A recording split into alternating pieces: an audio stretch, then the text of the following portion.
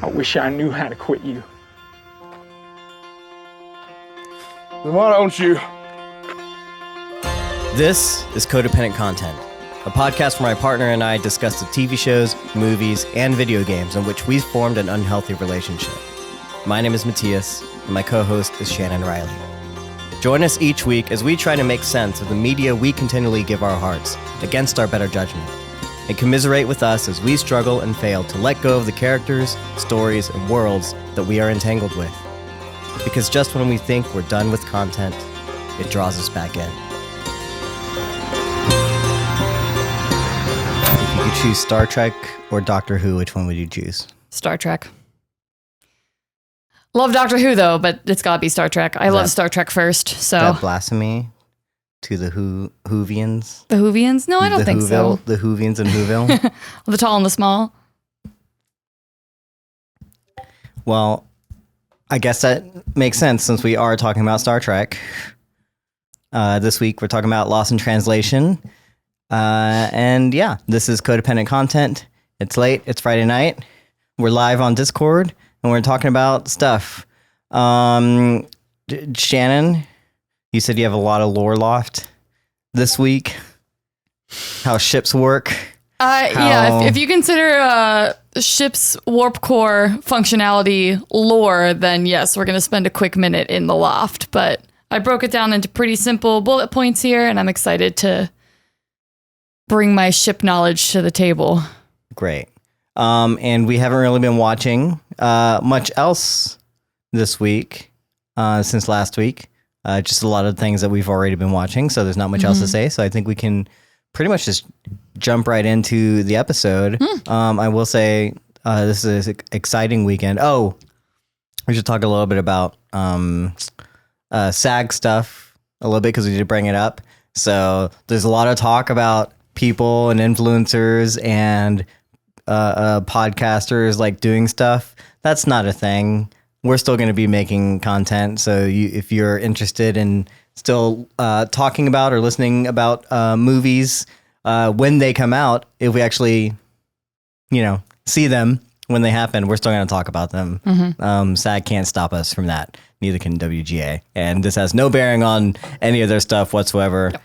It's not even promotion for the stuff, especially considering half of the episodes so far have been me hating on one season or another. Half of the podcast has just been Mattias hating. So don't worry about that at all. So we're still here. But yeah, I did download the PDF or that SAG release in terms of like what were they asking for and what got rejected and what didn't get rejected, things like that. And yeah, a whole lot of things were rejected.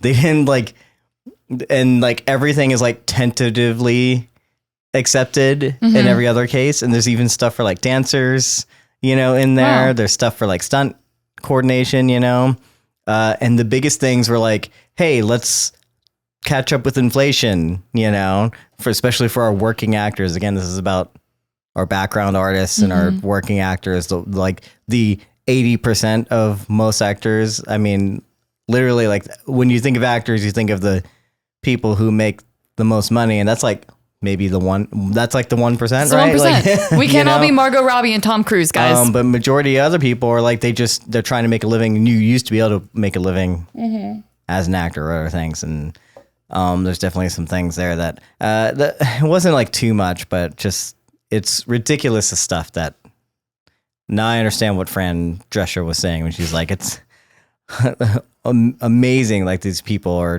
doing this to us, Yeah. I'm going to have to read that. Yeah.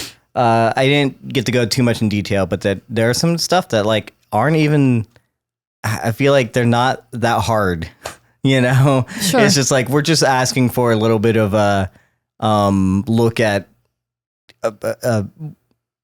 our situation and just like have some like empathy for our well-being and our mental health and our how we make things easier for us. One of the most interesting things was trying to like regulate and stop making it like almost mandatory to be on certain sites that you have to pay for. You know, we have to pay for like Actors Access or casting networks or Right, something that you have to yes. pay for to like upload a certain amount of your reel, like upload Like each photos, headshot, like yeah. everything costs like so much money. And it's basically been mandatory now, especially with virtual auditions and things like that you can't just like where actors are just paying more money for these things. And it's basically the better off you are, the more money you can pay, and therefore the more opportunities you have to be in front of someone. Yep. And that is not fair for a majority of people. It's not like equal opportunity, and it's really like cutting off a lot of like would-be talent, things like that. Gone are the days where you could just get discovered in a diner, I guess, you know, Yeah. or at the airport or whatever, and someone's like, "I want to put you in a movie." Hey, kid. Hey-oh. How you doing? Got my cigar. Yep. Yeah. And that's was an interesting one that was again rejected as well. I don't know what much could be done on that front, but I just thought that was interesting. Like even that these things are, and they did bring up certain things about like virtual auditions or taped auditions.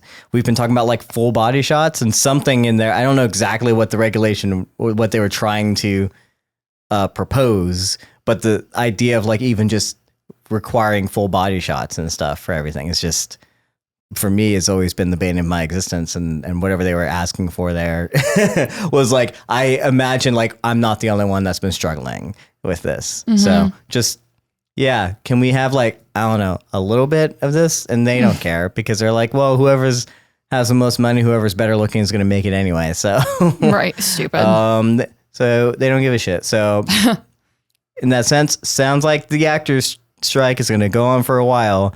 Some things have already shut down. I believe Dune might get pushed. A lot of things have been removed from the slate. So we're going to lose a lot of movies.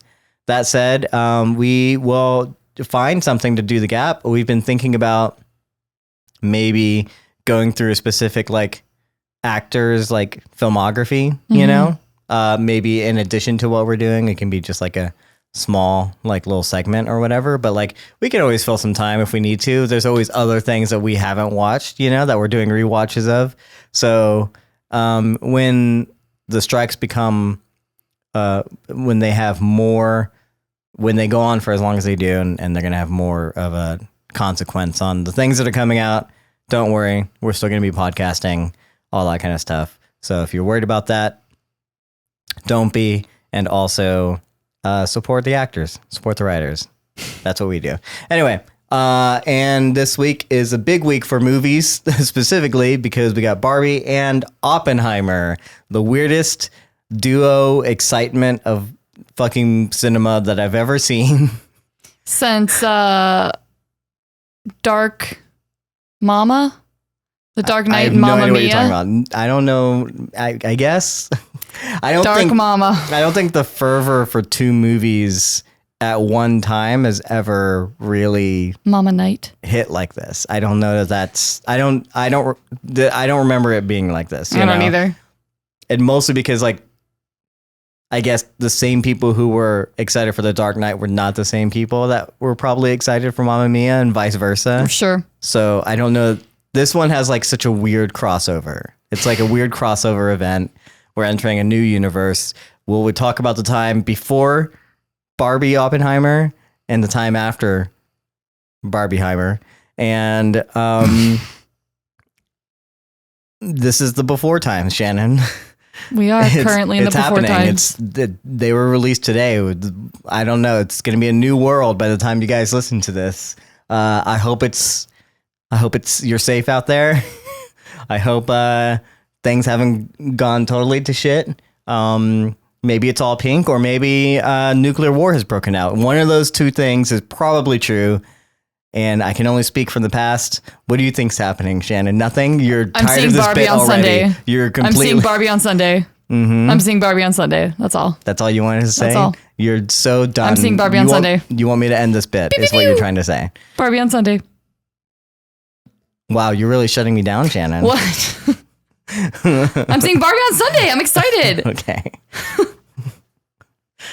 You can't see this, but Jesus is giving me side eye right now. I don't know why. Don't side-eye me. Okay, well, let's get into our discussion about Star Trek Strange New Worlds, episode 6 of season 2, Lost in Translation. This is, as always, going to be a spoiler-filled discussion. We do go through the episode with details and plot spoilers. So if you, for some reason, haven't seen the episode, probably best to check out after we give our general thoughts. Shannon, I'm going to try something new. Springing this on you. What is your letterboxed review of this episode of Star Trek?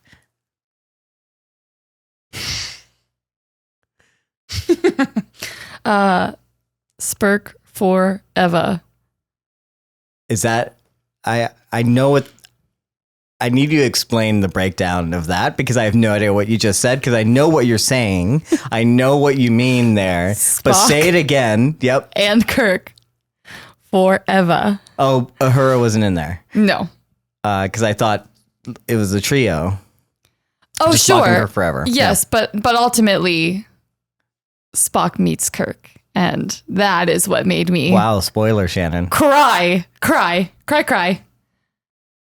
at the end of the episode. I was like, oh yeah, I got this. This is cute. Everyone's meeting. And then yeah, right at the end there, I was like, oh boy. Yep, that's my letterbox review. Oh, but it would be hidden behind that little spoiler logo. So you would have to click it to review it. And then it would just be like the pink heart emoji with the stars and the lips and the fire sign and some other various heart emojis all around the space. And then it would say Spirk forever. EVA, Eva. Number 4. My letterbox review, and I did not think about this beforehand, so I didn't have like all night to think about it. Again, are you fucking with me? No. Okay. My letterbox review is what is the fuel? What are they mining? Deuterium. I feel just like we are all the deuterium creatures in whatever. We are all deuterium. We are all the deuterium. Whatever they're dealing with right now is what I feel like we are going through as a society when we're like, inflation's too high. Like, I can't pay our rent, all that kind of stuff. You're killing us, like trying to reach out. We are the deuterium. We are the creatures in the deuterium. We're going to change tact. We're going to talk from the point of view of them for the rest of the episode. So the rest of the episode is only in images from the listener's specific childhood trauma. So I'm going to really need you guys to tap into that and use your imagination. And we'll see you in about an hour and a half. And I have no idea if either of those things actually give an adequate review of the episode, but that's what it is. But that's all you get. So let's get into it, Shannon. All right. So this episode starts us off with, as usual, someone speaking into a log somewhere at some time. No idea when. They never show them doing it, right?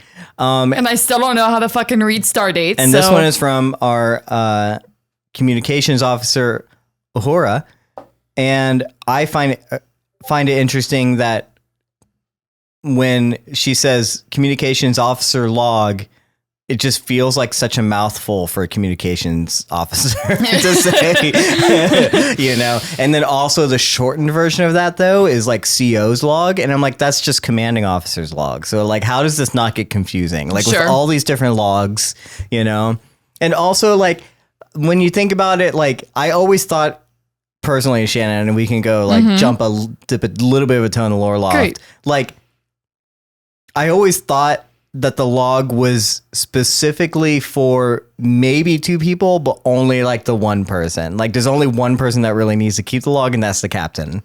And I've never heard like of every single officer having to have their own specific log, but everyone apparently gets one. It's like a little diary, yeah. Yeah, but no one keeps diaries nowadays. You think we're going to go and talk to... Okay, but like the captain's log specifically for the ship was very... at the times that the idea that it comes from is like when we're like talking about actual ships on water and stuff like that, right, was very handy. It's very practical. Like we have a ship log or like a watch log, whenever we are, like everything was fine for the past hour, things like that, or I noticed a noise or whatever, like there's these practicalities with the watch log in the Navy, and then the captain's log specifically is like you're tracking certain things that like matter. It's not actually that personal. So why do we have all these personal logs that we have to like capture? So it feels very, I don't know. It just feels weird to me though. So anyways, that's like things. Has it always been everyone but the captain? Well, the captain gets it too, obviously, but it's almost like the storytelling of the whole ship. So if something's going on in engineering, of course, everyone in engineering is going to have their own log, and they're all important in their own ways because different sectors of workers are experiencing different like problems and concerns. Yeah, but no one cares about your personal trauma. True, but even like we're going to talk about this a little later with Lower Decks, the crossover coming up, but in Lower Decks, even the little peons have their personal logs that ultimately could be court-martialed. Well, that could be court-martialed to like tell a story. Sure. So everyone technically gets their own personal log, and I'm sure more weight is given to the more important, quote unquote, all-encompassing logs, like from the captain or from your communications officer or from your science officers. Sure. But yeah, I'm doing a huge sidetrack for no reason. But now it's like, now I'm wondering if like, okay, if there is a use for these logs, what should we all be keeping logs nowadays? Because like, is that something that like, so whenever like people, whenever we do like, as you said, like go to court or something, you have a log of like the actual he said, she said of when it happened, and it's not been tampered with or whatever. Right. Interesting stuff. Because that's, I forget what episode and where, but we know that logs can't be accessed by everyone. Like it's an offense to get into other people's personal logs. But I really do feel that ultimately they are used for like trials and piecing together truthful information. Yeah. That's my educated guess on logs there. He said has to be a joke. Has to be a joke. Yeah, like they brought like as if they brought it up like as a joke or something is what I thought you were gonna say. That everyone has a log. Like the janitor has a log. Like what? Well, but yes, everyone has a log. So in one of the episodes I'm thinking of specifically where two of our main characters meet in Lower Decks, the girl comes in on Boimler giving a faux captain's log. So he's doing it as if he were captain of the ship, and he's going by beat his like minuscule day, but as if he's acting captain. And she gives him so much shit for it. And she's like, no one cares about your logs. Like, this isn't going anywhere, blah, blah, blah, blah. And he's like, it's important for the integrity of the ship that everyone. So I think that's a little nod to every little piece tells the story. But yeah, ultimately, it's only your big players that we ever get to actually tap into. And it's always very convenient for the episode. Anyway, go on. It is. So our communications officer is clearly the person we are focused on this episode. It's been a while since we've gotten a horror episode. So much so I forgot that she was so close to the engineer, the previous engineer. Yeah, Hammer. Which was a great character, by the way. And every time I see his face, I'm like, man, I miss him. But then I always forget what happened like every season anyway. But yeah, I forget how actually this episode started. So that's okay. I remember we are going to Bannon's Nebula. Right. For the refinery. The gas station. Yeah. As they call it. And boom, I have something I'm going to talk about immediately. Oh, wow. Okay. Not Pike speechifying already? Yes, Pike speechifying already. First of all, Bannon's Nebula, fun fact, is named for the actress who plays Ortegas, Melissa Navia. Her partner passed from leukemia while they were filming in December of 21, and they named the nebula after him. So Bannon's Nebula is a nod to her late partner, just a fact there.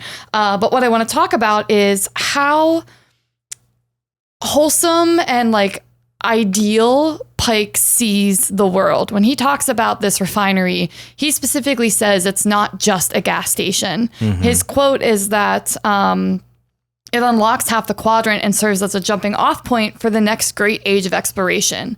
And then Spock more logically assumes that the primary motivation is actually the nebula's proximity to Gorn territory. Well, that's logical. I mean, that's usually what happens like in any sort of like thing, like, yeah, it's part this, but part that, there's never a, location should not be something that is ever like glossed over, and it is never something that is like coincidence when it comes to, I guess, a government, foreign affairs, and as we know, like war, Yeah. So yeah. It's just, it's a reminder that, we have this casual looming like Gorn threat in the background, and we haven't really looked at it yet, like really deeply, even though we know that La'an has Gorn history and there's like this lingering attack from the Gorn, or this fear of the Gorn. And I like that this was a way to just kind of bring it back to the front of our minds, like, hey, this thing is still here and it's still happening. And even though we're not looking at it right now, it's probably going to come into play. But just that little interaction made me question. When I think about Star Trek, I say it every week, and I will continue to trumpet that Star Trek to me is like what the best of humanity could be if we reached our like fullest potential of like kindness, communication, relationship building, and exploration.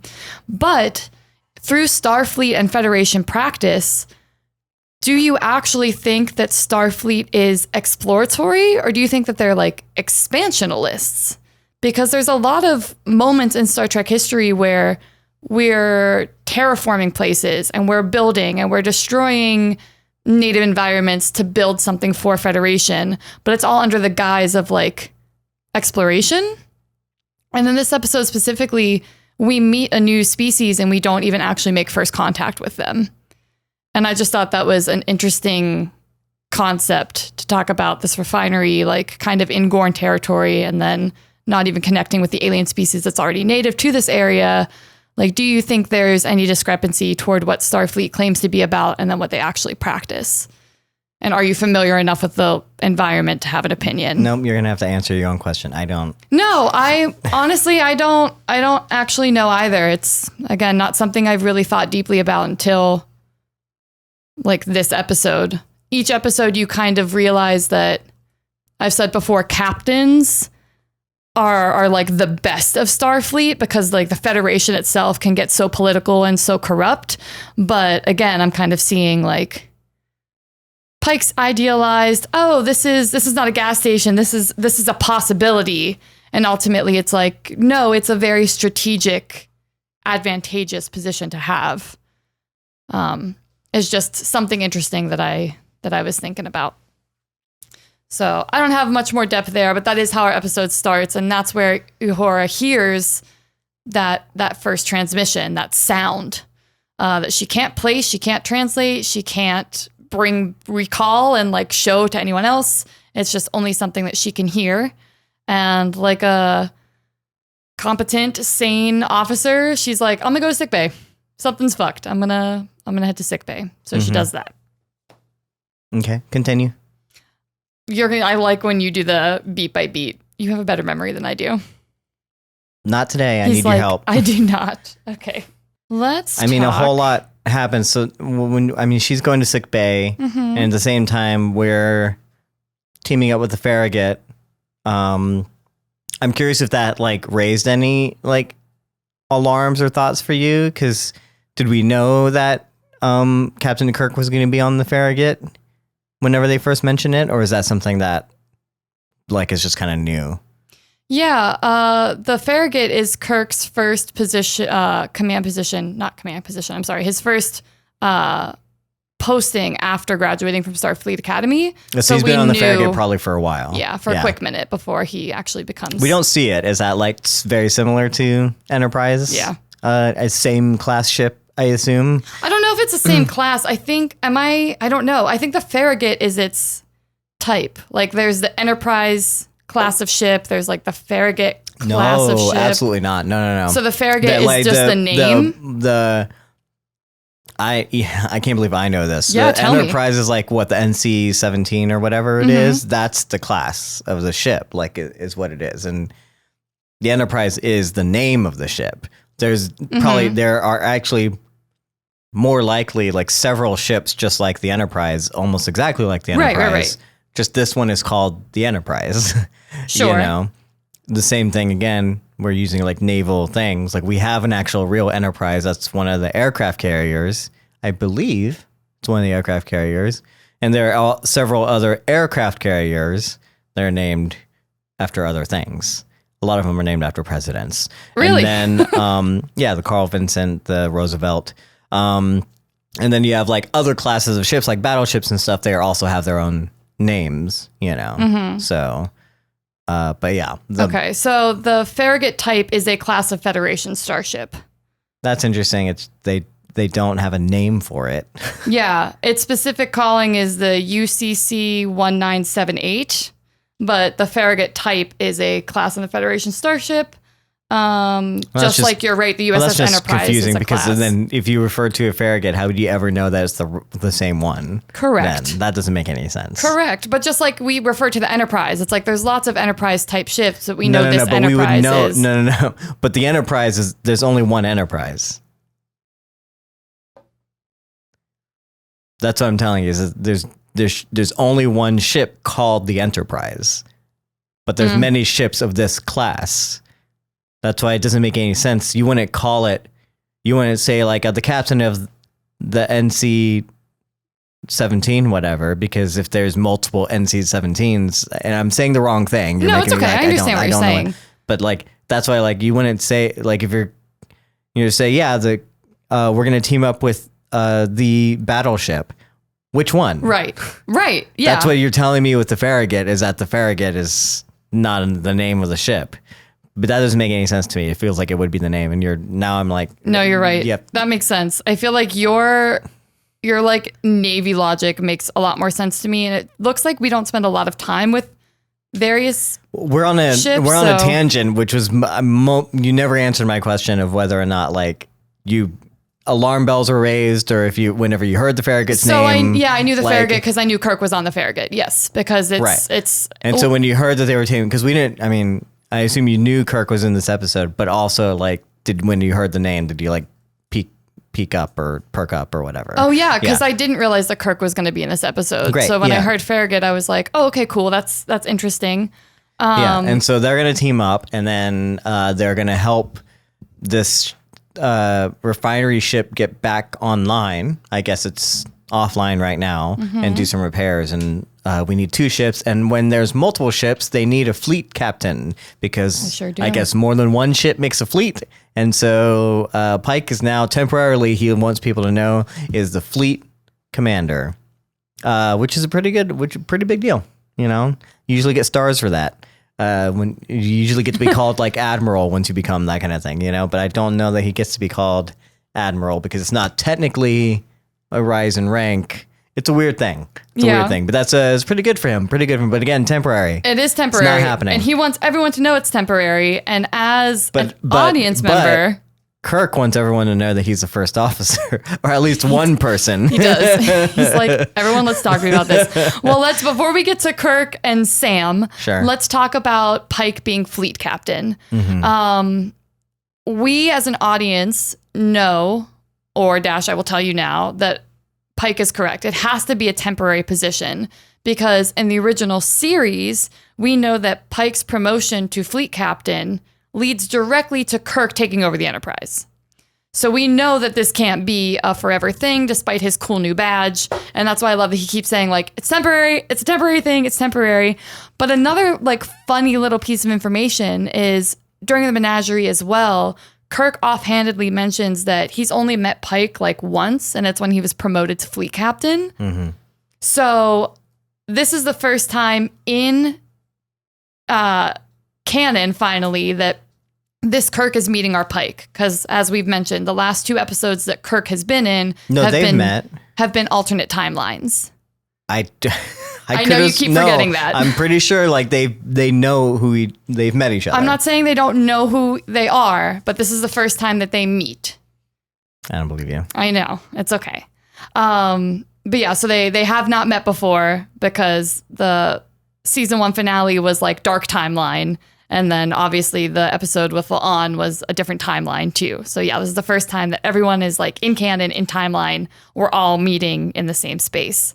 So that was a cute little moment. And I like that when Kirk beams aboard, we take that like slow pan up his body as he's beaming in. Just kind of setting the tone for like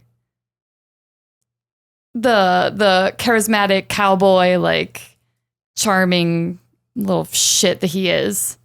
So that was fun to meet him. And then bumping over, like you said, Kirk really wants Sam to know that he became... Why is he on the Enterprise? Can you answer me that question first? Like, why is he on here? The Enterprise? Is it just to... I mean, obviously he's there, he meets his brother, they're there to have a drink and everything, but like, what is he here for? He has no business, honestly, except for... But then he gets caught up in a classic little adventure because he loves to help people is basically he just loves to help I guess people. His deal, a little bit main character syndrome, I'd say.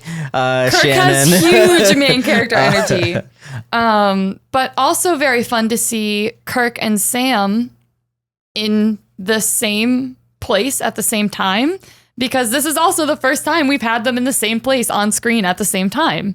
The only other time we get to see Sam in the story is his dead body, and it's played by fucking William Shatner in a mustache. Mm-hmm. So we've never met Sam before seeing him like in Strange New Worlds, which is nice. So to spend a little bit of time with the Kirk family is cute. But I'm gonna undercut what I just said with, I love Kirk, obviously, but as a Star Trek universe, I feel like we've spent so much time with Kirk already. In Strange New Worlds, I'm not sure that I like need him. Yeah, it's weird that like, it feels like we can't get away from him, like I don't think we needed him specifically in this episode too. I think we'll get later to why they kind of put him into the episode. But it's clear, I guess, the showrunners are always going to be beholden to the original series, especially this being a kind of a direct prequel, and they want to continually like drive this towards that, Sure. So I wouldn't be surprised if we, I guess, start seeing more and more of Kirk, in some form or fashion, even if he doesn't become like a main crew member until like later on. Yeah. Because he can't. Sure. He goes straight to captain of the Enterprise, is what you're saying? Like he doesn't come in as like first officer or something? Right. Okay. So, I think this is going to make you kind of excited. When we get Kirk just kind of offhandedly, he's very excited about being promoted. He talks about the fact that the record was held by their father as the youngest officer, and that's cool, but that means youngest first officer. He's not, I wouldn't. There's no way he's the youngest officer. That's a different No, you're right. thing. I apologize. Yeah. First officer. That means that the very beginning of J.J. Abrams' 2009 Star Trek is canon, because that's the only time we see George Kirk Sr. as first officer of the Calvin. And that's what they're referencing in this. So that means that just that part is canon. Well, I don't understand how that... So it wasn't canon before that he was the youngest first officer, is what you're telling me? Well, the entire 2009 movie is considered Kelvin timeline. Like, I understand, but like... But also, like, in that timeline, the father dies. But he's alive in the regular timeline, right? The original series and we're timeline. Establishing that now, so there's no... I just don't understand how it wasn't canon before that George was the youngest officer. Because it like wasn't a plot point. It like wasn't discussed. The first time we met George Kirk Sr. is in the 2009 Star Trek movie. So we didn't really know anything about him. But what Strange New Worlds does is solidify that as truth, that he was... Sure, I think that's the thing, is like, I don't know that this necessarily, like... first off, one, I don't think that anyone's, like, not considering, like, the J.J. Abrams or that Star Trek canon. I'm sure it's still canon. It is just in a different timeline. Technically, the Spock that we're seeing now is who becomes like is the same as the Nimoy Spock, which is the old Spock, which comes into the Kelvin timeline of the J.J. Abrams thing, right? So that is still all technically canon, whether one, I think, and then like two, yes, we see George become the first officer for a second, or he was the first officer and becomes the captain for the second or whatever. And that can be true in both timelines, regardless on whether or not it was like established before, it's being established now. I don't know that necessarily like just kind of solidifies that canon. I think those things could have still been both true. I think it's just more that you're right. It's the only time we've seen it. I'm sure that the way that it happened under very different circumstances before. And obviously with the father still being alive, there's definitely ways that they can establish new things that we've never known before. The same way they're establishing Sam being there and what their relationship was and all those kinds of things, So I don't know that that's necessarily saying like, hey, the J.J. Abrams thing is canon, especially because is a different storyline and that he died there. So I don't know that that's a different thing. Like that's the divvying point. The fact that he's first officer on a ship that ends in destruction. That's where we deviate and get the Kelvin timeline. Because if that wouldn't have happened, he would have just continued to be first officer on that ship. I mean, sure. And then we would be in prime timeline. I mean, sure. I mean, that could have been true regardless of the split or whatever, I think. So I'm looking for another fun fact. I already said the mustache thing, which I think is fucking hilarious. If you have a second to Google what he looks like, William Shatner and his mustache playing dead, it's very funny. I also like that we keep talking about George Kirk Jr.'s middle name being Sam. But in the original series, Kirk is adamant that like he's the only person that calls George Sam. It's a nickname that Kirk has for his brother, and it's his and his alone. And with Strange New Worlds is showing us that since he's not on the Enterprise, he actually has no idea that fucking La'an even says it, right? She's like, no one calls him George. Literally no one here calls him George. And I also like that George throws around like, oh yeah, you go back to the little Farragut there, and I'll be here on the main ship, the big ship, doing like the big boy work. Seeing that brother rivalry, even though I said, I love Kirk, but I really don't need to see as much of him in Strange New Worlds. It's still a fun little dynamic to see a little bit of that sibling energy and sibling rivalry. So that's, I think, all my information on the Kirks. Let's talk about Uhura some more. She's still struggling. These hallucinations are getting worse every time. Apparently, there's sections of her brain that are lining up when these hallucinations and these audio hallucinations are happening to her. And we find out that there's another crew member aboard the Farragut who's experiencing the same delusions. So let's talk about how you felt about that. And also, we got to see Pelia for the first time in a few episodes. How did you enjoy spending time with Pelia and our first officer here? I don't know. I don't know that I have any real thoughts about that entire storyline. Yeah. It's not a particularly, for me, compelling point. I really think the only reason that we had that is so Kirk could be part of the story, if that makes sense. So then they had to like give the Farragut something to do. Would you kind of agree with that? I don't, but they're not part of the Farragut, so I don't know that the Farragut did anything at all. Oh, geez. No, they're on the refinery. They're not on the other ship. Mm-hmm. Is the other guy from the other ship, or is he from Enterprise? I think he was part of the refinery. I don't know. I actually don't. Oh, man. And my assumption was that he was part of the refinery. I don't know what the Farragut's doing. That's why, like, so again, also, the Farragut's like not. They're just keeping like watch or something. Like, there's multiple ships. Like, there could be crew members down there doing stuff, helping out. I don't know. They don't really establish that, you know. Yeah. And then I guess, you know, Una's in charge of it. So that's all we know. That's all I know. Yeah. But the conflict there seems like pretty manufactured, you know, just to give some sort of like conflict.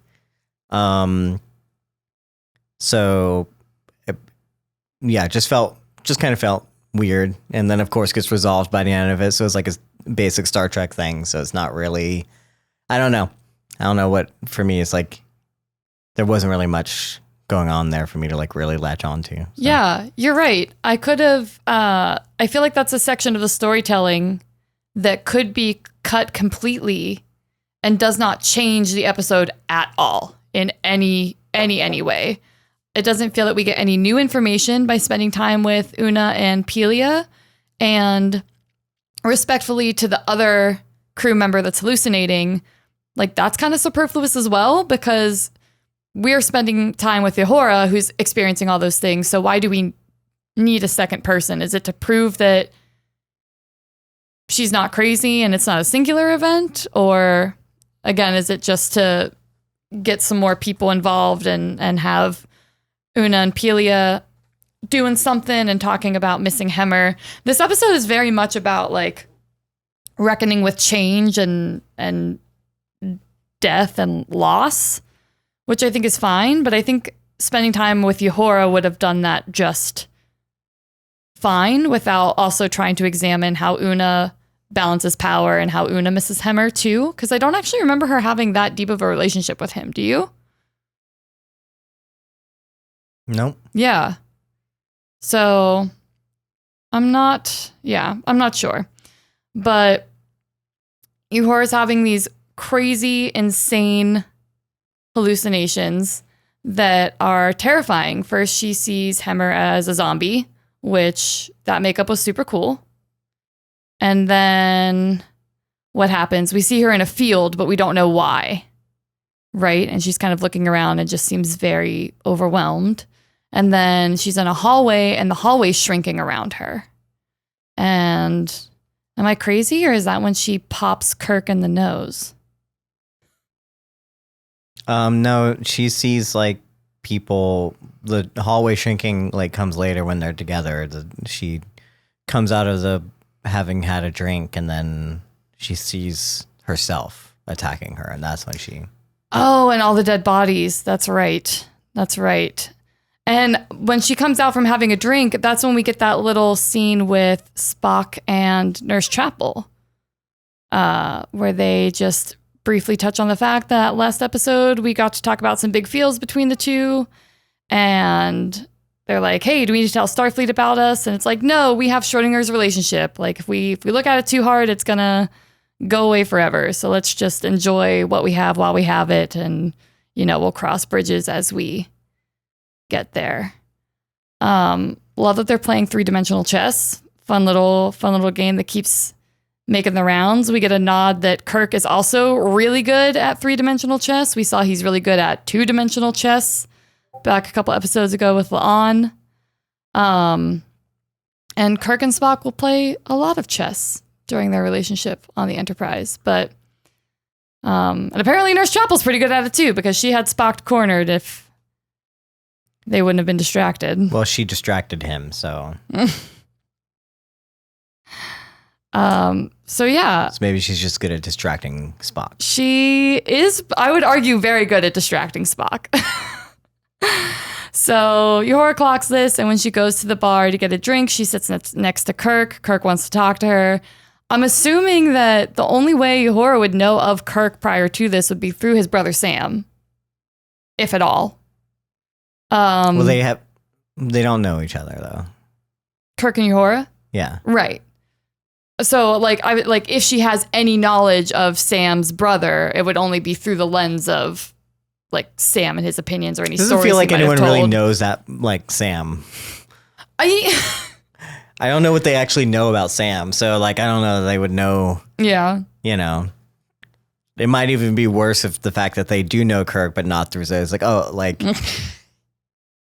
on Sam's own ship, they probably know Kirk better. Oh no. Then Sam. Oh, I'm sure Sam loves that. I mean, at this point, you know. I've always found it interesting that they introduce Sam in the first season, but then they rarely use him. I was like, it's almost would be funnier if Sam was the more like the character that we love to spend time with, you know, and then every time Kirk comes along, it's like he's kind of like an annoying like character is what I would love. Maybe. Yes.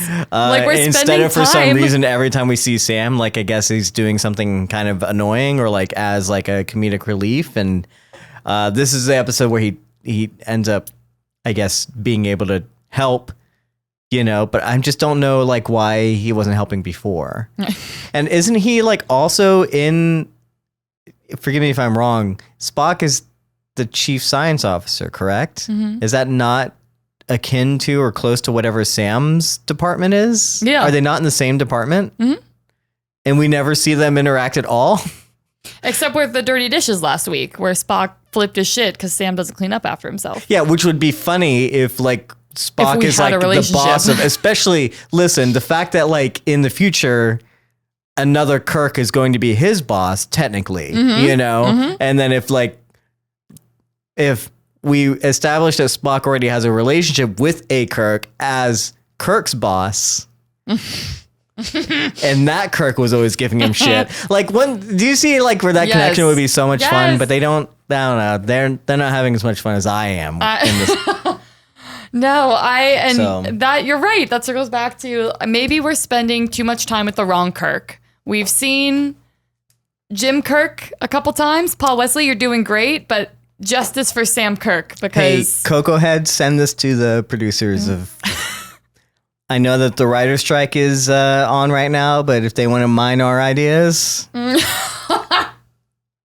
not writing it for you because that would be bad for me.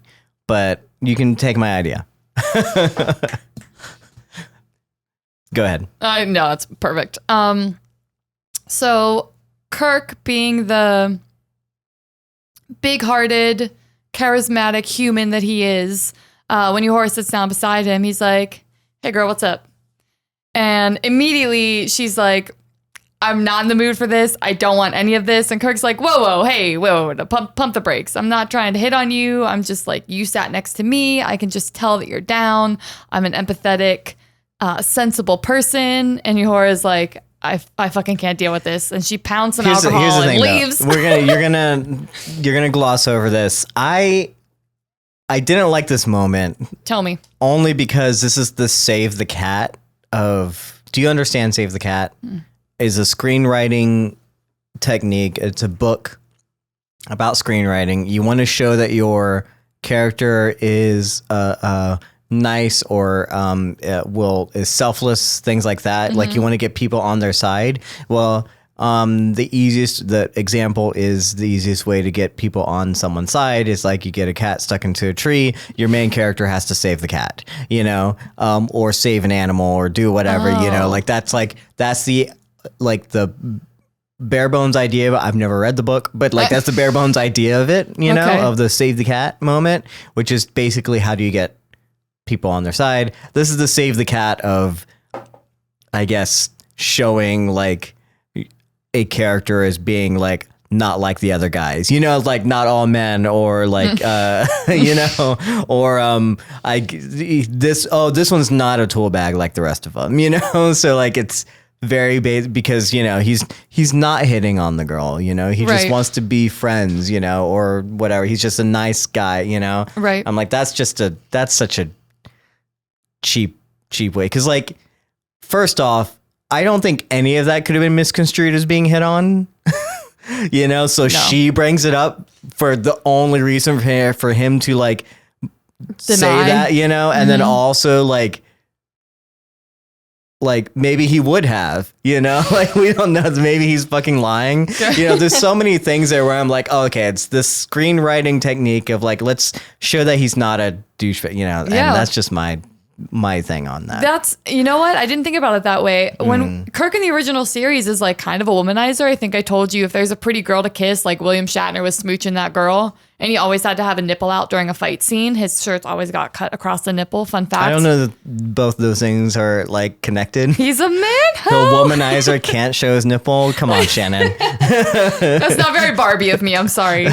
But yeah, so to see here, in a way, it almost felt like they were trying to show us that Uhura is different. His relationship with Uhura is different. Of course, you know, the tail chasing Kirk that we know in the original series, like, but no, he can also protect and befriend and care for deeply, and is not just about like, I see a pretty girl and I'm gonna kiss her on the lips, which again was very much William Shatner's like MO.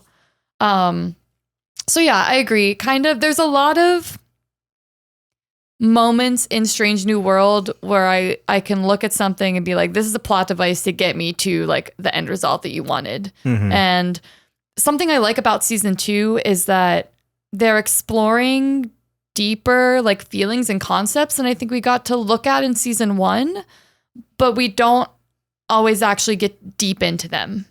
It's kind of like we ride the wave of it. Like we were talking about the memory loss concept. It's like, yeah, it's cool if you think about it like right here. And then as you start to dig, it's like, oh, but we don't want to do that. Or like with the trial episode, it's like, you can dig even deeper, but we didn't actually get there. This is one of those circumstances where the end goal was to show Kirk, Spock, and Uhura for the first time on screen together, how they meet, how they interact. And ultimately everything else is just kind of like, how do we get them there? But I think it's really special that we get to spend time with Uhura, because in the original series, I would argue that Uhura and Sulu were like kind of glorified background actors in terms of like storytelling. They were treated as an ensemble cast in the sense that they were billed as like recurring characters, and Gene Roddenberry was always like, no, it's not just Kirk, McCoy, and Spock. It's the whole crew. It's everyone that's on the bridge of the Enterprise. But ultimately, like the 3 white guys got all of the storytelling and no one else really did. So to be able to go back and visit, like, what do these characters actually deal with before starting that 5-year mission, I think is a cool thing retroactively. But again, it's like, I wish we had more episodes or something, because I'm not sure, maybe the format doesn't lend itself to the amount of like emotional depth I'd like to see with these characters. So sometimes it almost feels like these storytelling shortcuts are taken so we can get to the point quickly. It's so you understand what's going on, but we don't have to spend a 5-episode arc like really digging into it. Does that make sense? No, for sure. I mean, if you had also, don't know if we want to get into it until later, but like, I feel like if you're going to have an episode that was going to essentially be about Uhura, Spock, and Kirk meeting for the first time on the same day, apparently, you know, right.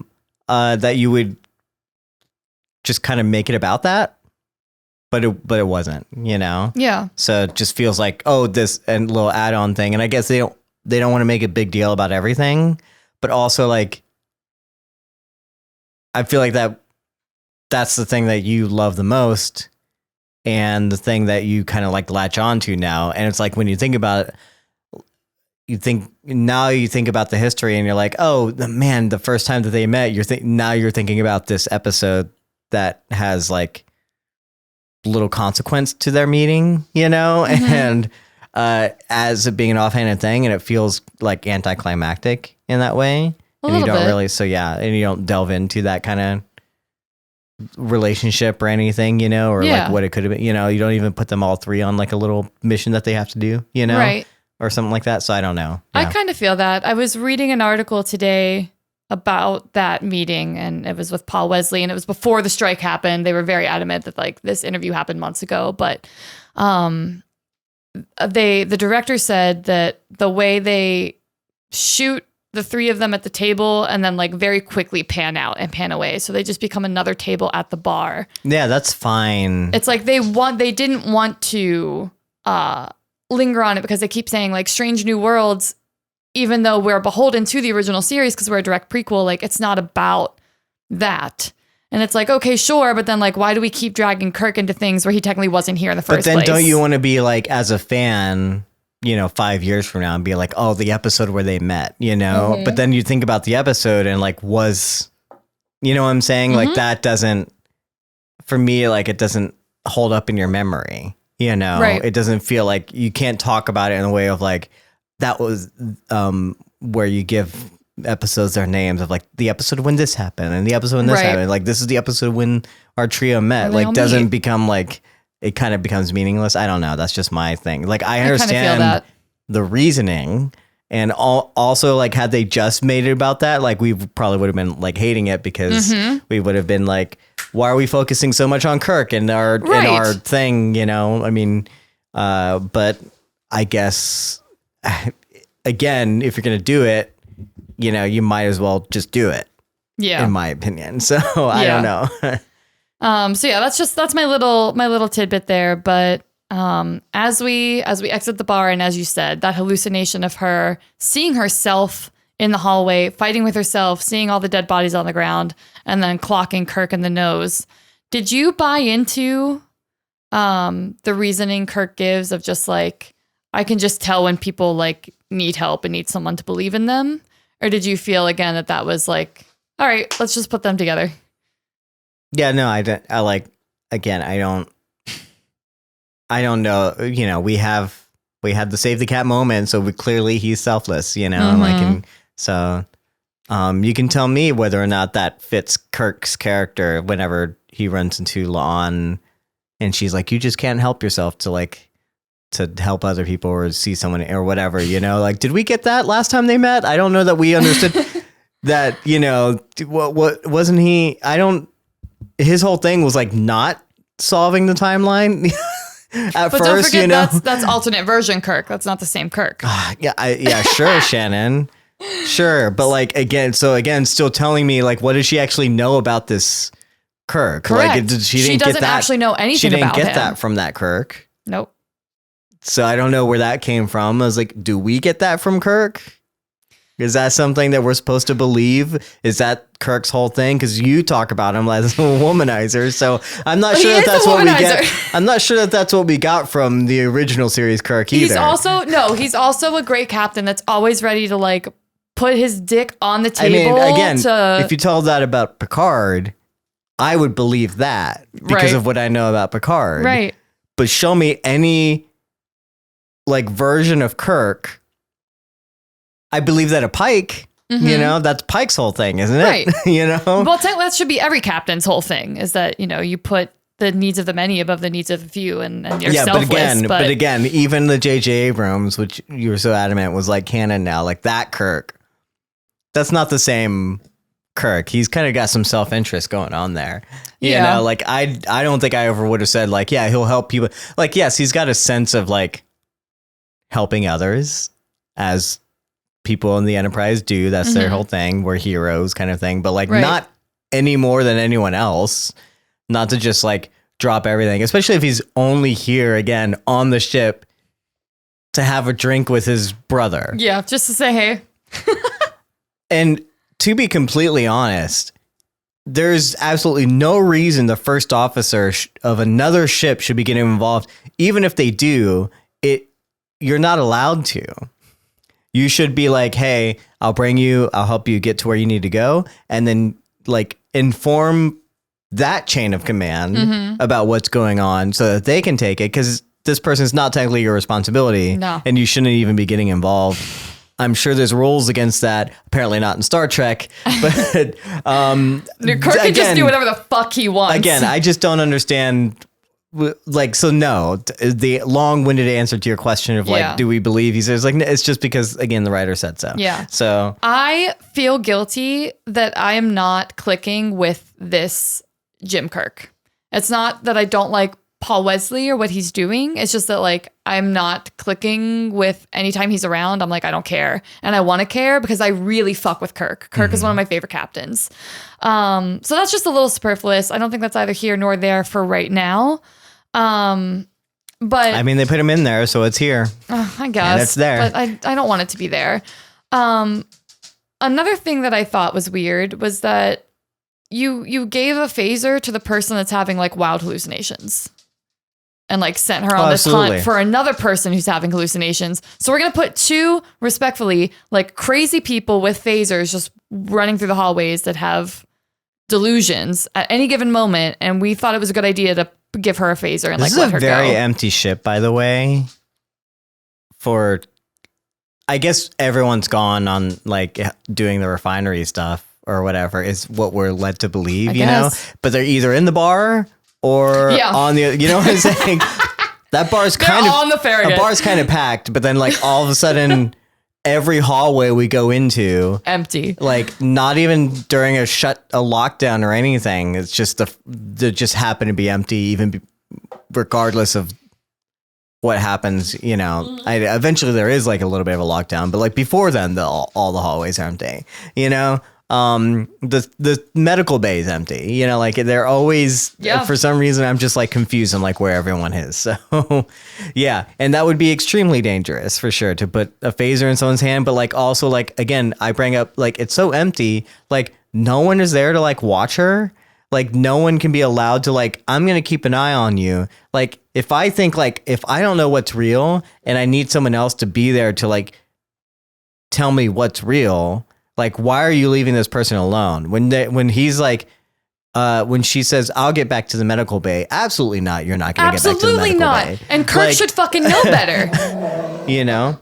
And your whole point was I'm here to like help you or whatever, right? Like now you're trying to solve the mystery. You're not even part of this like thing. Like you're right. You're the responsibility now of the Enterprise. You should not be like walking around solving this thing. Like, cause when something happens to you, who gets in trouble? The fucking Enterprise, you know? Babe, so say it. I don't know. Say it with your chest. I don't know what's going on. Just leaving this poor woman to roam around. And when she was like, someone should confine me to my quarters because I'm literally seeing shit and I cannot differentiate reality from hallucination. And they're like, nah, it's all right. I'm like, oh my God, this poor woman. She should have been with someone and she should have been like kept somewhere where they could monitor her and keep her safe. But let's talk about the emotional journey that Uhura has to take before I then judge the pacing of what should be the climax of the episode. So this whole episode, like I said, is a joy because we don't get to spend any time with Uhura in the original series. So to spend time with her here, I think is a goddamn delight. She's obviously still deeply grieving the loss of a friend and mentor. Mm-hmm. And how that builds on childhood trauma of losing parents. And that's all being a person is just finding different ways to build on trauma you got when you were like 8 years old and then trying to unpack that shit in therapy.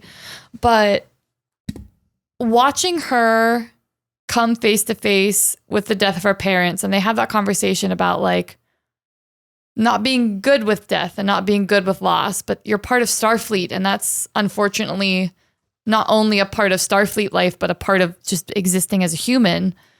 Uhura strikes me as a very empathetic person, but a very distant person. Like she's always willing to help out like La'an or Number One or be an ear for for Pike, but ultimately is never one to like reach out and ask for help. So to see her be a little softer in this episode and more vulnerable because she literally needs other people to like ground her in reality and help her sort through her shit, I think is a lot of fun. Again, an interesting idea that I don't think we got to dig deep enough for me, but where do you think that he's like, I don't even know. He's shaking his head. You guys can't see it, but he's shaking his head.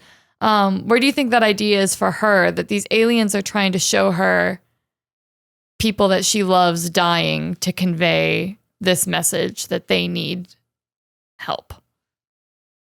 And like, why do you think Uhura instead of Pike, maybe? I don't know. You're bringing up something that's not something that I'd like struck me or anything. And so again, if you have an opinion on these things, that's great. I would love to hear your opinion on it and your own thoughts on it. But I just don't know that that's something that like it like comes to mind. That's not something I've thought of. Okay. So I don't No. The only thing I asked that question, I like found it as I was talking, but I guess because she is the communications officer, it would make sense that a species like interacts with her first. I guess if she's always the one that's like first point of contact for communication. I almost kind of hate that everything that does involve Uhura has to be. I guess like I don't know if that's. I guess you could call that classic, but I'm not sure what classic Star Trek is. But like, you know, all the problems everyone has to deal with involves something that's about their job, you know? Right. Every time we get a Uhura-centric episode, you know, it's going to be about communication in some way. Last time she had to sing, you know, to like translate the language of whatever to get her and Spock out of the situation. And then now this is about like the language cortex of her brain, you know, it's like, you know, it's almost a weird stereotypical way of like going about writing these things. And like, I guess their job is their like, you know, what else are you going to, you want to focus on different aspects of the ship. That's fine, you know, but I don't see Spock's always being like science related, you know, or you know, like kind of thing. Like, so it's kind of in that sense, I don't, it's almost like we could already solve it if you already know, like, right. If it's having Uhura, like we know, just you gotta decipher it. Has something to do with like, how did y'all not get that it was communication? You know what I'm saying? Like she's the communications officer. It's almost weirdly in that sense, like if it happens so much in that way, you know, like it should be easy to almost solve. And it's just kind of weirdly redundant to me, I guess, you know? So, nothing bad. Like, I don't mind the idea of like these things that can only communicate in like feelings and again, how are they communicating? Like you know, it's hard to like think about and express. So I kind of like that idea. But also they give it up at the very end and it's like, well, now you don't want to even establish anything. 'Cause who's to say that, okay, so just because like one person was able to put pieces together once, like the Enterprise still destroyed what was supposed to be a 1,000,000-year long project. Like that's not going to blow back on someone. That these people are not going to be like, you go ahead, go blow up an oil field somewhere and see that like what's going to happen to you. And like, you think anyone cares about the local population and what they like, what we're doing to them? I know this is a Federation. It's like a utopian view of things, but we don't even have clear evidence that it was another species that they can bring back and be like, no, we are hurting another species. You know what I'm saying? Like you can't even like use your prime directive there, right? Like as an excuse. Is that going to stop them from being like, no, we still wanted to mine here. Yeah, we still need this. And then also like, so wait, is this every deuterium deposit, you know, like that we're trying to mine? Like, is this just the one? Like, why is it this one too? Right. So, so many questions, first off, and that's a whole different tangent, I guess, you know? But yes. And then the fact that like, it has to be like communication based, but the communication is not very like good. So like, it doesn't like raises more questions than it gives answers, you know? And ultimately I was like, what? So yeah, the journey of her, what was the journey there? I guess, like, I don't know that I think it's beautiful whenever you find these things, but it's also these things that are like pretty surface level. Like they said it, you know, would it have come up before, you know, I don't know. So that's touching on the fact that each person's storyline is based around like their thing. We just had something that was going to be more Ortega centric that had to deal with flying the ship. And now Uhura is like her communication thing. But with Pike and Spock and Chapel, it's like we are not just confined to their like job station, or if you will. Yeah. So I think that still goes to show that even in ensemble casts, like your leads, your big main character energy people are still the people that get the most fluidity in their storytelling. And then you have to have like quicker, more compact bites for these. I don't mean this in like secondary characters, because we don't get to spend time with them in the same way that we get to spend time with, our primary characters. I would say La'an jumped from a more secondary storyline person in season 1 to a more primary storyline person in season 2, because not all of her stuff is about security anymore. Sure, yeah. I mean, she gets a whole thing where she basically saves the world on her own. That has nothing to do with basically her job. Right. Except, yes, she's good at fighting, doing those kinds of things, like, I guess who else would you want to do the time travel episode, I guess, but technically anyone could have also fit into that. Right. So I think, I definitely understand and applaud. Like it's a quick way to ingratiate a lot of different characters to an audience by giving you these like 50-minute bites of time with them. And I think a general audience will enjoy that bite-sized piece. But I think for me, just because I am so obsessive about Star Trek, and for someone like you who is like, you just have such a high bar of excellence with the media that you consume, it's like we could be spending more complex time with these people. Again, maybe if the format was a little different. But anyway, I like that even for whatever it is, getting a little bit of a glimpse into Uhura's backstory, where she mentions like where she's from and that she had a pet and like what her goals and her dreams are and that her family died. Just even if she has to tell me that and I don't get to experience like the loss and the grief firsthand, it's nice to know that about her, because it makes the Enterprise crew feel more human than just, oh, she's the communications officer that we see on the bridge and we see her in the background like every time Kirk is giving a speech in the original series. You know what I mean? So a little bit of that fleshing out is cool. What a wild ride of her figuring out that the alien species is communicating through feelings. And then she just like barges onto the bridge and is like, blow that shit up. And Pike is like, are you sure? And she says, blow it up. And he's like, all right. Blow it up, I guess.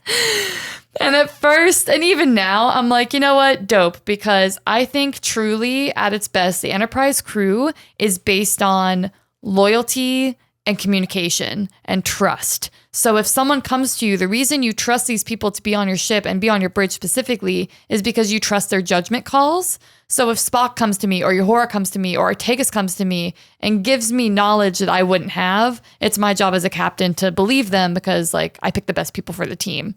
That being said, we're going to blow up this huge project when an hour ago I thought you were fucking crazy. Like that was just such a quick, it was like it felt like 2 minutes of her like figuring it all out, getting onto the bridge, and then them evacuating the site and blowing it up. And then like, oh, it was all done. It just seemed like fast and kind of like off-putting to me. I was like, oh, we're here already? And it's gone. And now we're kind of like in the epilogue of the episode. Did you think that pacing was weird? I mean, the same things I've said as we've talked about it, like, can be true. It's just when it's, the Federation is just less and less like a real organization, because there's absolutely no way any of this would happen on. I'm not, Shannon, if you came up and did that to me, I'm not trusting you for a second. Like, I was like, let me look into this for, I'm not, no, I'm not going to. There's absolutely no way. Wow, guys. If he wanted to, he would. That's all I'm going to say. No, I wouldn't. If you came up to me and were talking, actually, no, I probably would believe you. I'd be like, that sounds wild, but if you're really this adamant about it, we'll see how it goes. Yeah, That's if right. I said, for instance, your new car, and I said, hey, Shannon, and this is you're going to see where the metaphor is going soon, right? Like, hey, Shannon, we're killing the planet because your car has so much like exhaust and like, gas problems, right? It's a gas hog, and it's killing the planet, and you're killing animals and that kind of stuff, and I, right? And I said, we gotta destroy your car. you know. Yeah, what would you? Because I love and trust you, I would set my car on fire. I don't drive. I don't have a license. I don't have a car. That's why it's funny. Anyway. Oh man. So yeah, let's talk about.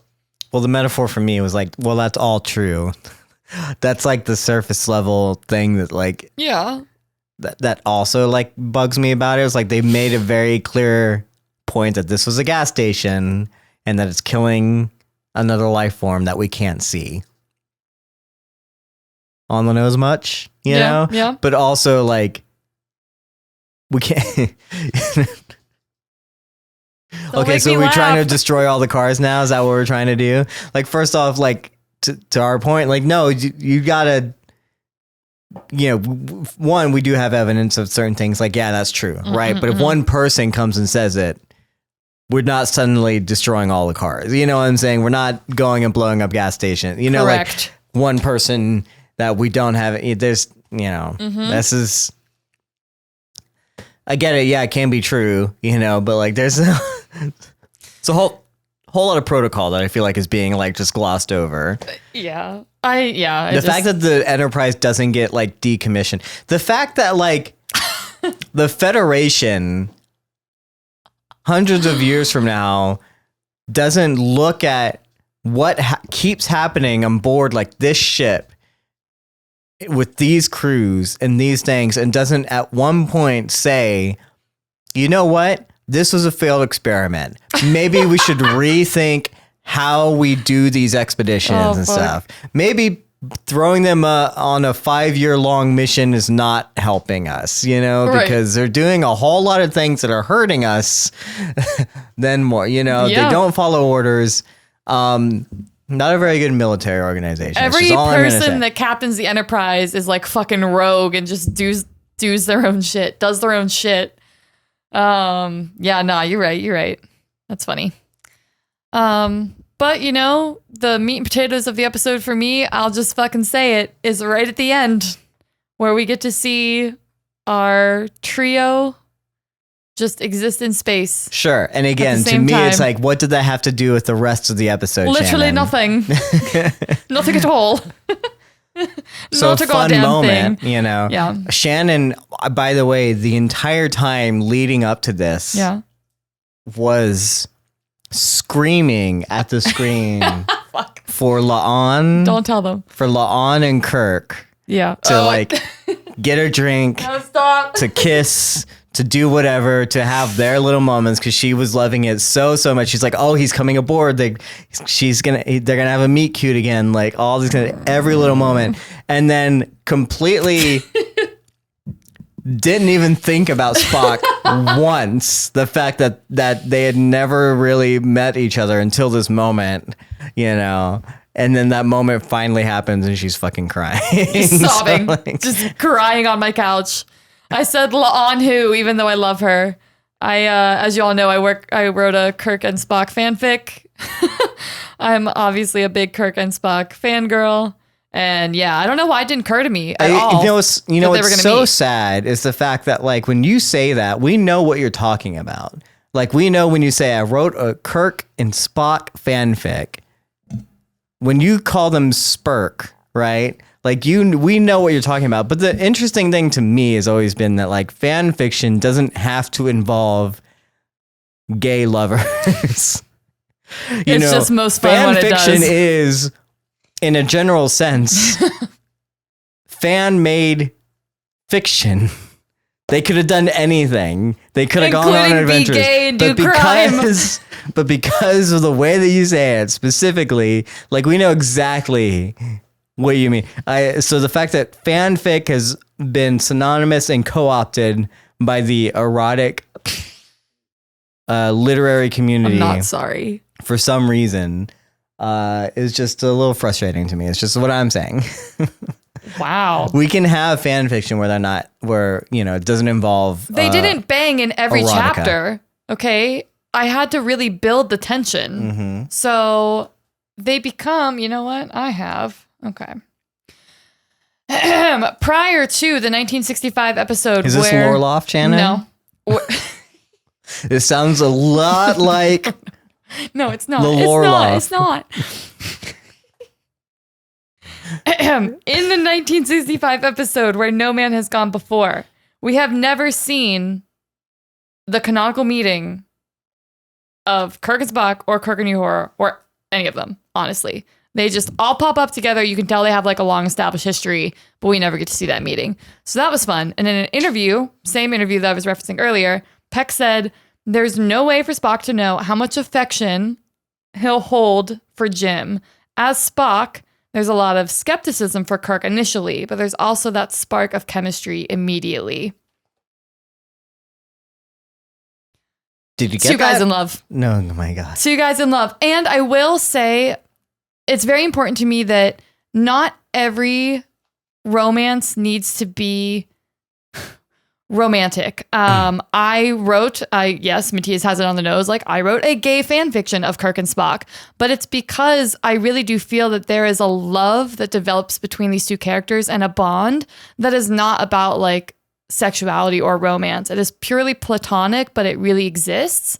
And I think it's important to recognize those moments that men can have really deep emotional connections with each other and have it not be romantic. And women can have really deep connections with each other and have it not be romantic.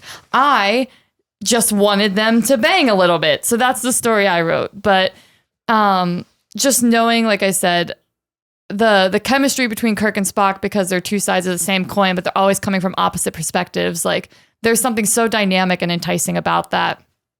It really is hard to resist.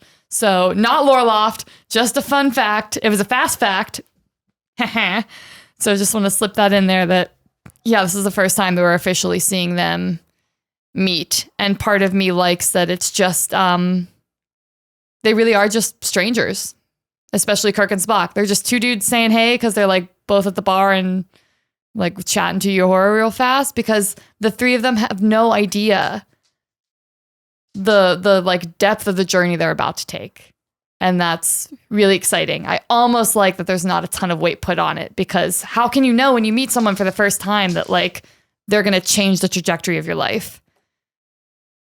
Respectfully, like when I auditioned for you that one day and I was like, I'm never gonna hear from this guy again. Like, if I would have given that weight and been like, oh, we're gonna date and we're gonna move to LA and we're gonna like do love stuff. Like, no, it's cool because you like don't know that's what's coming.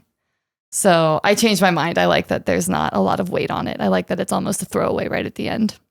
Yeah, but I have a feeling that they're going to put more weight on it as we move forward. It just doesn't feel like the weight was still there for us, like as an audience. The weight was still there for you, you know? So I wouldn't say that there was no weight, you know? Yeah. So I think I think it's a very different thing, you know? I think there's a way to do it possibly that would have been, I don't know, I probably could have had fun with that, you know? Like for me, if you literally want to say like there's literally no weight, like having them pass in the hallway, you know, literally like bumping into each other and being like, oh, sorry, excuse me. And then that's it, you know, like, yeah, that's not weight. Oh. No, but there's still weight apparently for you. Like, so like cute. Almost missing. If they just met in the hallway and they bumped hands. I'm crying. Okay, don't laugh. We've turned this into fan fiction. Shannon. Great. Well, do you have any other thoughts on the episode before you go into Lore Loft? Stop grabbing yourself. Shannon. I'm not. My heart is beating loudly in my chest. No, I do have one more comment. So yes, I do, I guess. I rely very heavily on you to do like a beat by beat recap, because I would argue again, this lays to like the structure of the episodes. I remember like overarching opinions and feelings. I know the general idea of what happened. Like Uhura went through this happened, the Spock and Chapel thing. But there's a lot about this season of Strange New Worlds that you can kind of just like gloss and gloss and gloss. Like the first episode was about Spock taking control of the Enterprise. And the second episode was about Una and like racism. And you know what I mean? And I'm really, I just keep saying I'm excited because I love this show. I love this show. Even when I'm critical of it, like I look forward to it every week and I enjoy the entire time I sit down and I like watch these characters exist. And I just keep hoping that there's longevity in this project because I think just like Next Gen and Voyager, the longer we get to spend with these characters and the more they come into their own and the storytelling develops, I think we're going to have so much like depth and integrity to their storyline. And I cannot wait to dive even deeper into it. I just have to remind myself to be patient and like we're pacing ourselves. This is only season 2. And maybe I need to not, be so selfish. Well, I think that's what I'm worried about is the fact that like we keep treating it like there's like, oh, it's all like coming later, that they're building up to something that like there's always in the original series is constantly like on the horizon or whatever. And they keep doing that and they keep reminding us that, especially in like this episode, And I'm like, we have a good show now and we have like good characters here now. Yes. And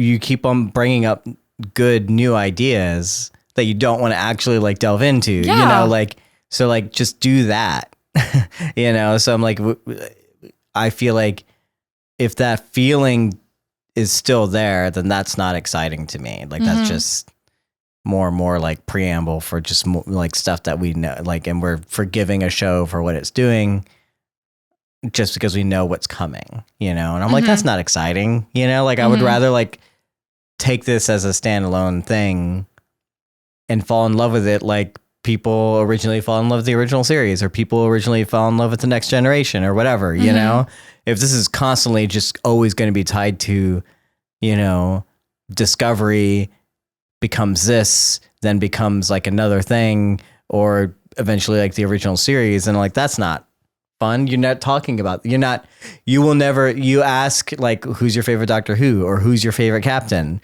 you're never going to ask that of Strange New Worlds if it doesn't become like its own thing. Yeah. You're never going to be like, you're never going to consider it in the same vein, it'll always just kind of be like a side thing. Oh, and also I liked Pike, or something like that. Right. Like you're not going to find the same people who like treat this as like, this is their next generation. Right. So that's just kind of disappointing to me. It's funny to me that you like know to reference Next Generation as, I would argue, one of the better. Yeah, I'm not an idiot, Shannon. I'm not saying you are, Mattias. But I would devil's advocate argue that Next Gen started the same way the original did, the same way Strange New World is, where it was episodic. You spent time, very short snippets of time, just adventure to adventure, never really diving too deep, hitting some like surface level feelings and then moving on.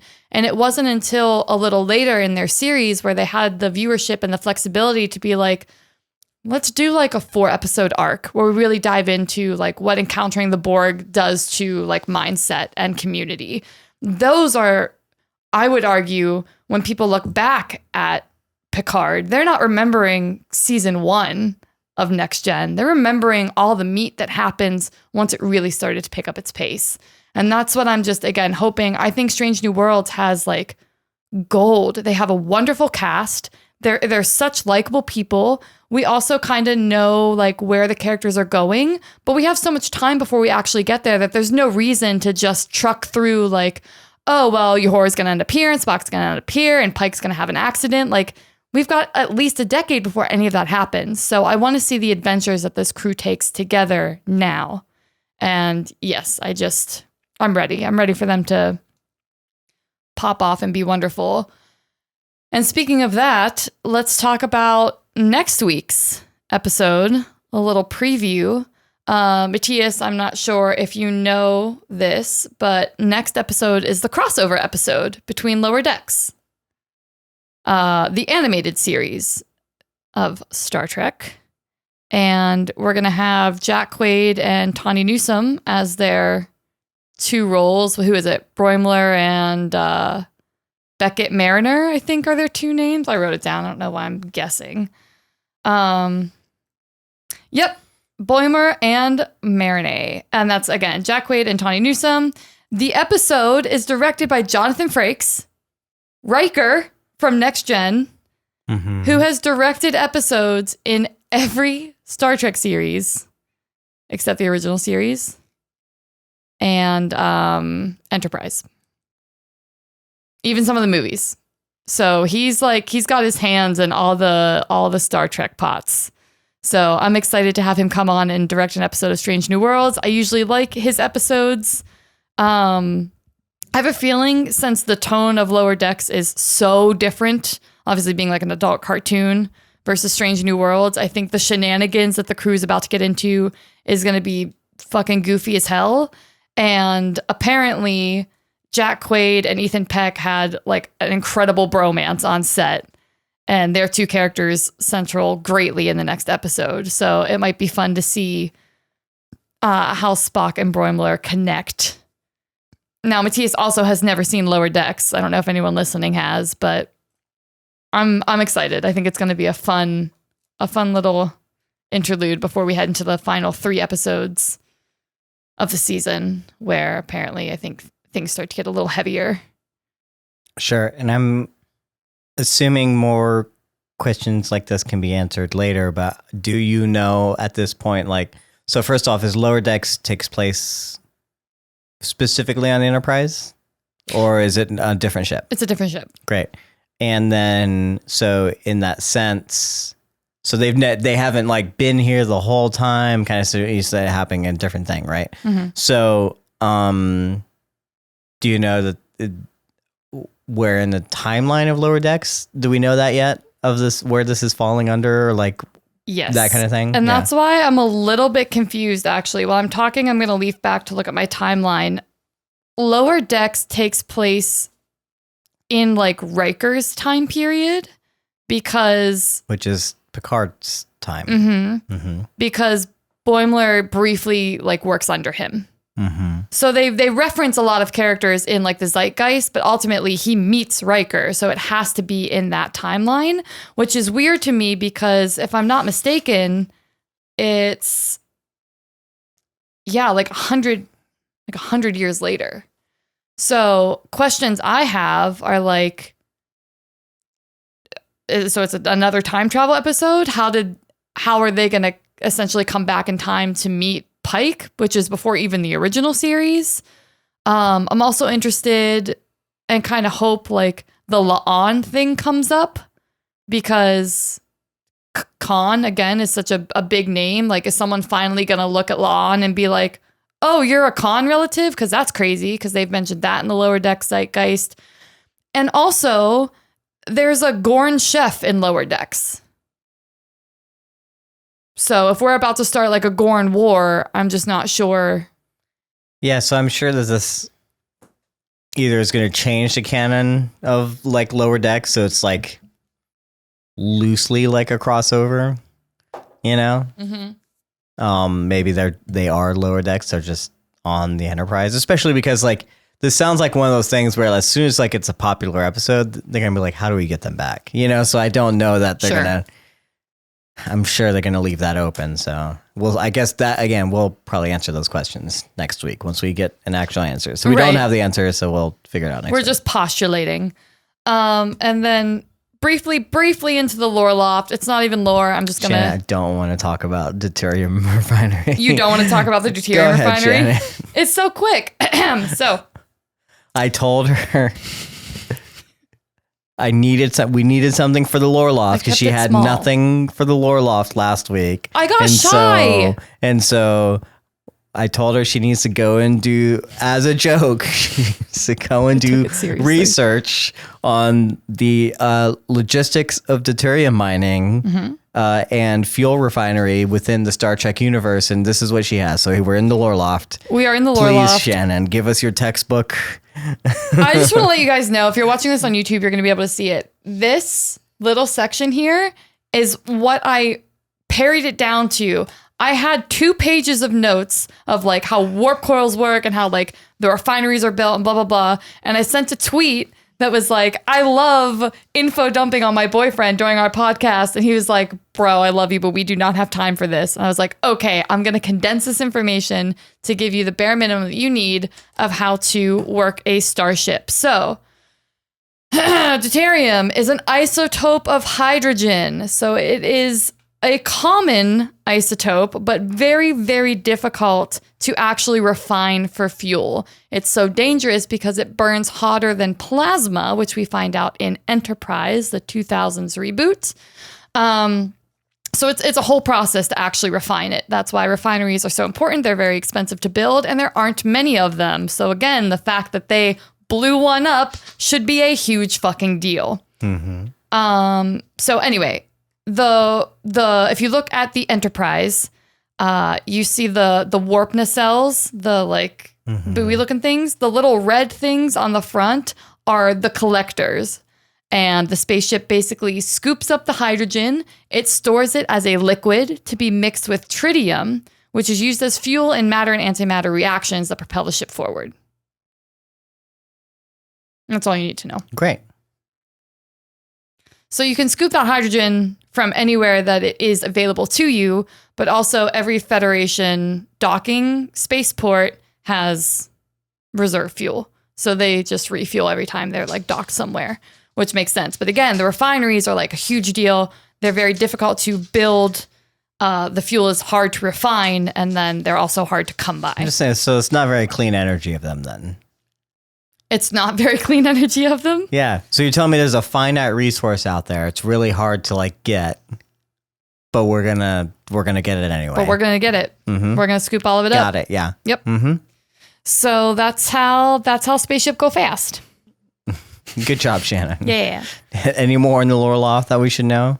Or does deuterium have a whole bunch of colonies of interdimensional beings living within them, or is that just this one nebula? It really seems like it's just this one.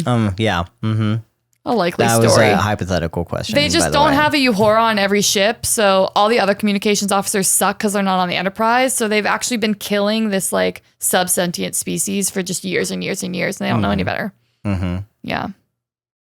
Again, Sam really came to save the day with a theory that wasn't even his own.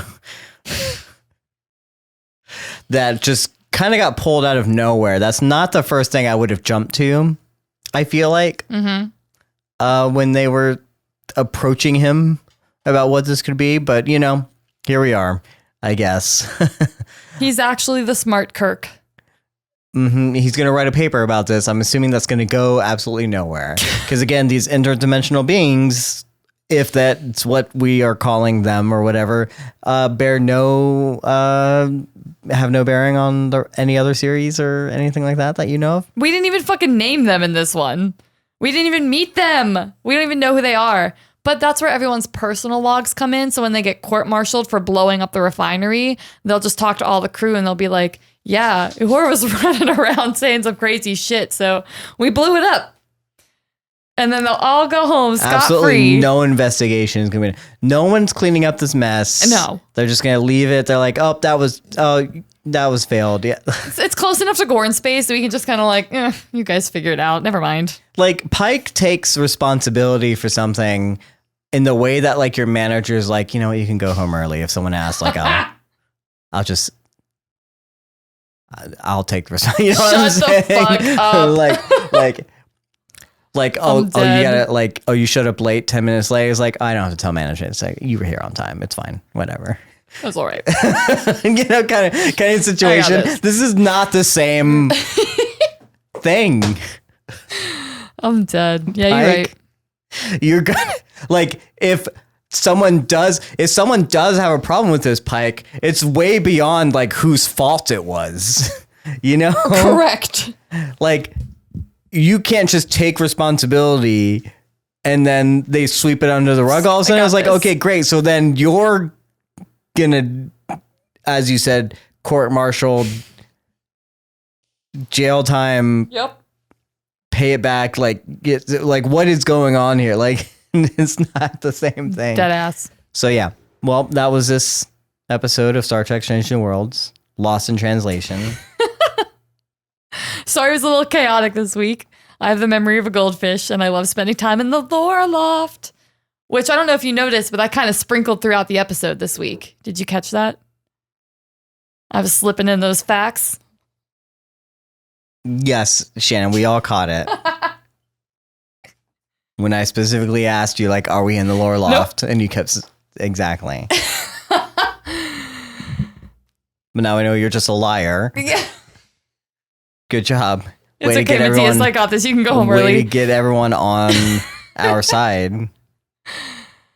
It's just so hard to keep things contained up there. There's so many boxes now. It's overflowing. We need to rebuild, make it a little bigger, I guess. Well, what did you think, audience out there? Do you think Uhura should be in trouble for this? Is there, is the Enterprise just the most chaotic ship ever? What did you think of the meeting between Spock, Uhura, and Kirk? I think Shannon didn't think much of it since she only cared about Spock and Kirk and naming them Spirk and not Spahuruk or something like that. Spahuruk. So, Uhura just gets left out. So I guess it really didn't matter that much. So what did you think? You can email us at codependentcontent@gmail.com. You can also comment on our YouTube channel. You can go to our Discord and you can just chat with us there or do a new little forum post or whatever. Yell at us at that kind of thing, we do record this live every week. Right now it's Fridays and we'll figure out what's coming next. How many episodes do we have left of this? 3? 4. 4? It's a good amount of episodes actually. Hopefully something else happens. It's not that we don't like these episodes. I love this fucking show. But we do have a lot to say every time. That is just like, what are y'all doing? Every time. Maybe the facade is wearing off. I don't know. And then they get you back with the by throwing in Kirk. Yep. That's why they keep doing it, Shannon, is because they know you wouldn't care. They bait me, yeah. It wasn't for Kirk. Anyway, in that sense, we're coming back next week. Kirk's not coming back, but are you gonna be there? I will be here if you'll meet me here. Great. Well, we'll see y'all next week.